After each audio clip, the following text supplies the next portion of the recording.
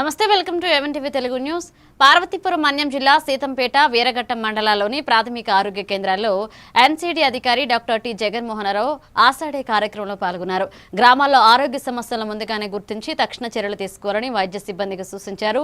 గర్భిణీల high risk కేసులు, బాలల ఆరోగ్యం, దీర్ఘకాలిక వ్యాధులపై ప్రత్యేక శ్రద్ధ అవసరమన్నారు. వేసవిలో ORS అందుబాటులో ఉంచాలని ఆదేశించారు.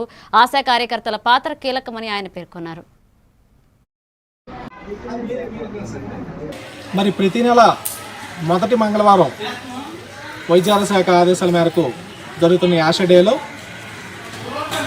వైద్యాల శాఖ నిర్దేశించిన ఆయా ప్రభుత్వం సంబంధించిన ఆరోగ్య కార్యక్రమాలు, అలాగే వైద్య సేవలు అటు గ్రామీణ స్థాయిలో, క్షేత్రస్థాయిలో, అలాగే ఆరోగ్య కేంద్రాల్లో ఏ విధంగా అందుతున్నాయి ఆ పరిశీలన భాగంగా అంతా కూడా సమీక్షించడం జరిగింది. ఇక్కడ ఉన్న సచివాలయాల వారీగా అదేవిధంగా ముఖ్యంగా మరి ఈ మధ్యకాలంలో మరి వేసవి సెలవుల్లో ఇవ్వడం కారణంగా ఈ విద్యార్థులు, పిల్లలు ఎవరైతే గ్రామాలకు చేరుకుని ఉంటారో అలాగే ఆల్రెడీ గ్రామంలో ఉన్న విద్యార్థులపై మాత్రం మరింత ప్రత్యేక దృష్టి తీసుకోవాల్సిన ఆవశ్యకత ఉంది. ఎందుకంటే విద్యార్థులు ఒకసారి సెలవులు ఇవ్వడంతో వారు ఫ్రీగా ఈ ఎండ తీవ్రతకి బారిన పడకుండా ఎటువంటి జాగ్రత్తలు తీసుకోవాలి, ఏదైనా సమస్య వస్తే వెంటనే గుర్తించాల్సిన దానిపై ఎక్కువగా దృష్టి సారించాల్సిందిగా సిబ్బందికి సూచన చేయడం జరిగింది. అలాగే ఈ విద్యార్థుల్లో కానీ దీర్ఘకాలిక రోగుల్లో ఈ వ్యాసపరంగా ఏ చిన్న సమస్య తలెత్తిన వెంటనే సంబంధిత వైద్యాధికారి ద్వారా ఉన్నత స్థాయి దృష్టికి తెలియపరచాల్సిందిగా కూడా సూచన చేయడం జరిగింది.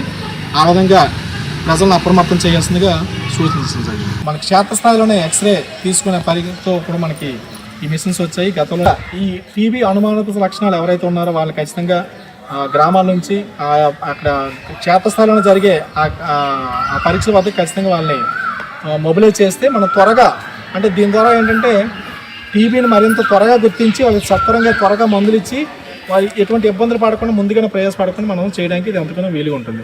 కాబట్టి మరి ముఖ్యంగా క్షేత్రస్థాయిలో ఆయా గ్రామాల్లో ఉన్న ఆశా కార్యకర్తలు ఆరోగ్యపరంగా సమస్యలు తలెత్తకుండా జాగ్రత్తలు తీసుకోవడం జరుగుతుంది. ఎటువంటి తీవ్రత జరగకుండా ముందు